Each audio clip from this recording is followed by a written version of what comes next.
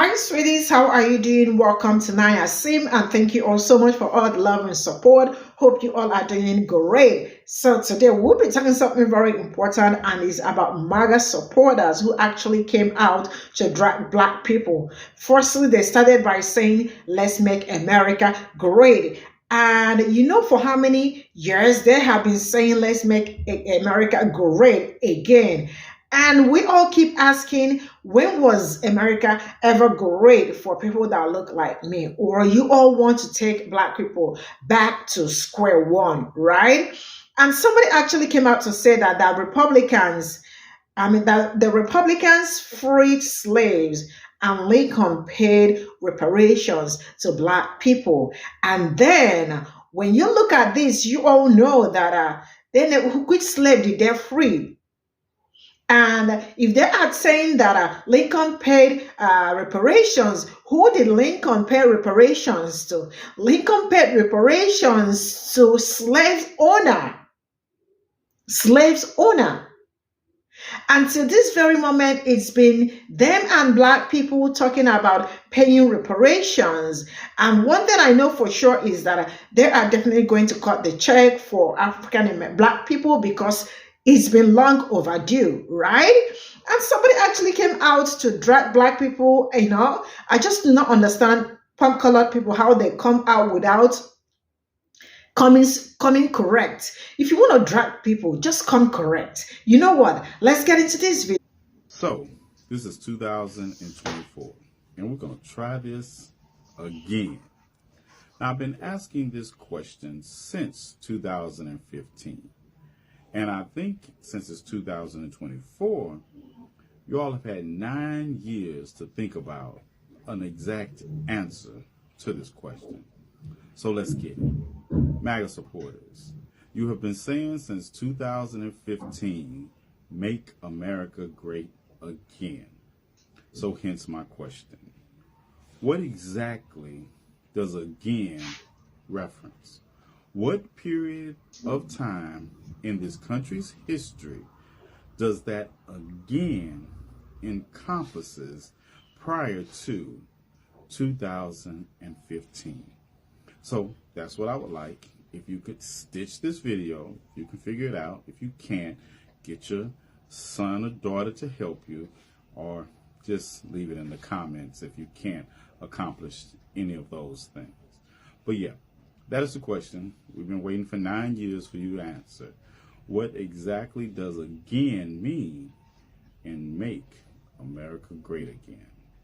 Well, you might want to have a seat for this one, because in the video that this comment comes from, I asked MAGA supporters to tell me, what does the again mean in make America great again? And this commenter decided to say the following. Republicans freed the slaves and Lincoln paid reparations until Democrats killed him because of that. That's when America was great, when Republicans freed you. I'm serious. You can't make this up. Now, before I start, I want you to understand this commenter also made this comment where they said, my 4 years of AP history will debunk your science easy. Do some research, sweetie. First thing, I know your English usage skills are not going to debunk anybody's, because I think the word you're looking for there is easily. But I digress. Let's move along. By this freedom you speak of, I assume you mean the 13th Amendment of the Constitution to the United States, right? Because I know you're not talking about the Emancipation Proclamation of 1863. Yeah, you can't be talking about that, because no matter how many Juneteenth celebrations we have, it doesn't change the fact. Because the Emancipation Proclamation, which was a wartime measure, I may add, was limited in many ways. It only applied to the states that seceded from the Union, which is an impossibility since those states had their own government, and they left slavery untouched in loyal border states. It also expressly exempted parts of the Confederacy that had come under Union control. So there is that. But back to the 13th Amendment. Now, I'm sure with your AP history, you do understand that the 13th Amendment passed the Senate in April of 1864. And you can pause and read and see that that Senate vote was a strong coalition between 30 Republicans and 8 Democrats, while a subsequent vote in the House of Representatives failed.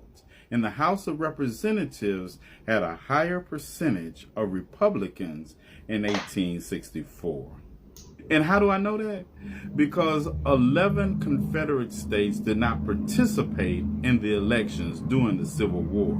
They had literally seceded from the Union, meaning that only 25 states participated. And of course, the state I live in now, Kansas, was part of that.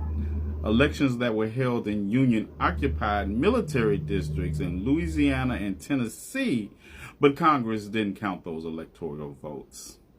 Yeah, if the Union government was so hot to free slaves, they would have passed the 13th Amendment in 1864. And they would have also freed the slaves in the areas that they did control instead of trying to emancipate slaves in areas they did not control. Now, I mean being generous and giving you the entire decade of the 1860s. But what is this reparations you speak of? Because in 1862, President Lincoln signed a bill that paid up to $300 for every enslaved person freed. And that money didn't go to the slaves. That money went to their slave owners. Yeah, the slave owners got paid, but those newly freed individuals, they didn't get anything for their generations of stolen bodies, snatched children, and free labor. All they got was merely released from bondage and the freedom to suffer. And please, don't mention to me Special Field Order number 15.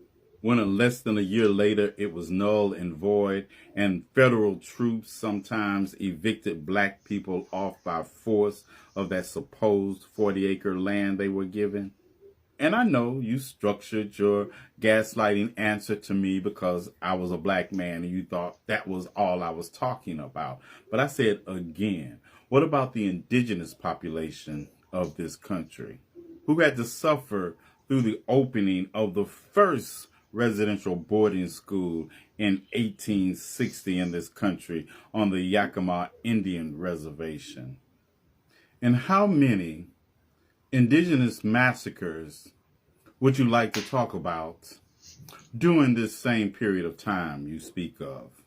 Not to mention that women couldn't vote and slavery might have ended, but the brutality and prejudice and disenfranchisement of black people continued under the black codes. Next. Well, hello, America. So, congratulations to all the black fathers in California.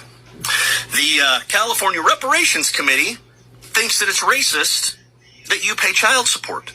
And if you owe any back child support, that's definitely racist because the man's keeping you down. So they've submitted legislation that they'd like signed into law that says black fathers no longer have to pay any form of child support. How the fuck up sparkles? Now, we're talking about a demographic of individuals who have the lowest rate of fathers in the home. And the Reparations Committee somehow seems to think that it's okay if you all go out and get a bunch of hoes pregnant. You don't need to pay that obligation. Just go do your thing. LBZ, CPT, City of Compton. We don't know them hoes. Get them pregnant. Bounce on out. You don't need to pay that child support because as a black man, you should not have to fulfill that obligation. Kind of like affirmative action, right? Those white-ass Democrats, they don't think y'all are good enough. Oh, fuck up, Sparkles. Getting a bunch of chicks pregnant and then running away from your obligation ain't got shit to do with racism. Ain't got shit to do with the fact that somebody in your family tree was a slave 300 years ago. Nope. All it has to do with the fact is the government wants to give you a free pass, so you fucking owe them when they come a-calling. Just fucking saying. Ooh. Official Beard Wonder. Hold that thought.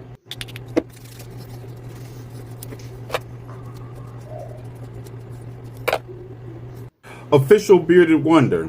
Is this you? It's no wonder and it's no beard, but I digress. Yeah, slavery ended 158 years ago, and your family tree stopped having branches long before that. Now let's get it, Sparkles. Congratulations to all the black fathers in California. The California Reparations Committee thinks that it's racist that you pay child support. And if you owe any back child support, that's definitely racist because the man's keeping you down. So they've submitted legislation that they'd like signed into law that says black fathers no longer have to pay any form of child support. Now, I know this may be hard, but before I start this, I need you to go find that person with the reading comprehension gene. You know what? And find the one with the listening comprehension gene also, because I know they're not the same person, and I know you don't possess either one of them. Let's get into what the Reparation Committee actually said, as opposed to what you created in that racist mind of yours. We're going to start here. Come to think of it, maybe no one in that family reef of yours has any of the genes associated with reading or listening comprehension. So I digress. But according to this 1,100-page document, the task force said child support should be paid. It called for action to ease the burden of interest, which according to one study accounts for 27% of the total debt. California charges 10% interest on unpaid child support. The report says this has a disproportionate impact on African Americans, making it hard for them to find a home and a job. And see, when you can barely comprehend a headline, you don't read the article, because you would have also discovered that at a minimum, the proposal recommends that the legislature eliminates the accrual of interest on child support debt for low-income parents, not just black parents, but all low-income parents. You can't make this shit up. Now, we're talking about a demographic of individuals who have the lowest rate of fathers in the home. Yeah, another racist talking point that has been disproven, debunked, and basically put out to pasture by everybody except racists and bigots and your Rocket Raccoon surrogates. Black fathers were found to be the most involved with their children, whether or not they lived with them, according to a study by the Center for Disease Control. When compared to white and Hispanic fathers, a higher proportion of black fathers fed or ate meals with their kids every day, dressed them, bathed them, and played with them every day. The survey also demonstrates that men in America are now more actively involved in their child's care than in the past. And here's one for you. Compared to white fathers, 60%, or Hispanic fathers, 45%, black fathers, 70%, were more involved and likely to have dressed, diapered, bathed, or helped their children use the restroom daily. Now, you should know this based on you and your sister's relationship, that just because people are not married doesn't mean they're not living together and sharing the same bed. Kind of like affirmative action, right? Those white-ass Democrats, they don't think y'all are good enough. Yeah, ask your sister. I could just leave this right here, but let's go deeper. But scholars said the greatest beneficiaries of affirmative action policies are white women. From college campuses to the American workplace, white women today are more educated and make up a bigger slice of the workforce as a result of decades of affirmative action policies. Yeah, but honestly, what do we expect from somebody from a family that has not had any branches in that family tree for over 300 years, and presently probably working on the next generation of no branches with his sister? And the 30,000 plus people who liked that video, they're in the same condition you're in. or they're your Rocky Raccoon surrogates who are just trying to take your sister's place. Yeah, I said what I said.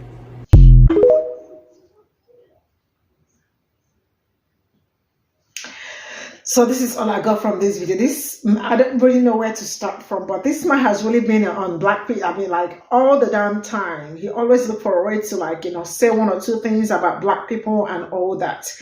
And I really don't get where they get all this information that black men are only have kids and not take care of them. Why, when you go out statistically, you see that black men are all in their lives of their kids and the rest of it, you know, but they always look for a way to dig, like, you know, to, I don't even know where they just, like, you know, I think they just do not read. That is the problem, because I don't see how people want to, like, you know, drag people without having evidence. When you want to come for people, come true, like, you know, come right. Don't just bring in half-baked stories that does not add up. And he talked about affirmative action. Affirmative action, who are the most, who benefited more on affirmative action? No other person but white women. So why is it that anything that got to do with black people, like, you know, they just always want to come around and say what they just got to say and the rest of it? That really shows you how some people, like, you know, do not like, I don't know, it's gaslighting. I mean, like, it is gaslighting, because you are not sure of what you're saying, but you just want to, like, you know, say for saying sake. And people are talking about let's make America great and all that. See, I really do not like to hear that. I don't like to hear that at all, because since I started learning history, African American history, I found out that there was never a time, I mean, like, you know, America was super great or was great for people that look like me. It was never great. So coming out again with your story to make it a great, let's make it great again. There is nothing like making it great again. It's like taking people back to square one, taking them back to where they started from before and all that. So I really do not like to hear it. And then when they want to gaslight you and tell you that reparations were paid and all that, that Republicans freed the slaves and Lincoln paid reparations until they, like, you know, when was that slave owners were paid reparations? This is what I keep saying. Like, sometimes I really do not get it. They paid slave owners reparations, and the real people that built the country have not received their reparations till this very moment. And then since then till this very moment, it's been like, you know, I mean, I don't know how to say it. I mean, like, we have to keep saying that the reparations is something they need to, if they think, I don't know, but if anybody thinks that there is no need for them to fix, like, you know, if you think there is no need for you to fix what you have, because reparation means to fix all the damages that you have done to them. This reparation, I don't know why we are like, I don't know why we have to, like, keep dragging it all the time. I mean, it's been long overdue, you know. It is not something we have to keep reminding people that reparation is something we need to pay. It is something them have to already know, or they should know by now, that reparation should be paid accordingly. But there is one thing that I keep saying. It's either if they do not pay, eventually they will still pay reparations. But I just want that check to be cut to my people straight up. I mean, this is all I got to say. All I know is that some people just want to show you how racist that they are. And one thing I have learned about them is that when they show you who they are, do not make excuses for them. See you all in my next video. Bye for now.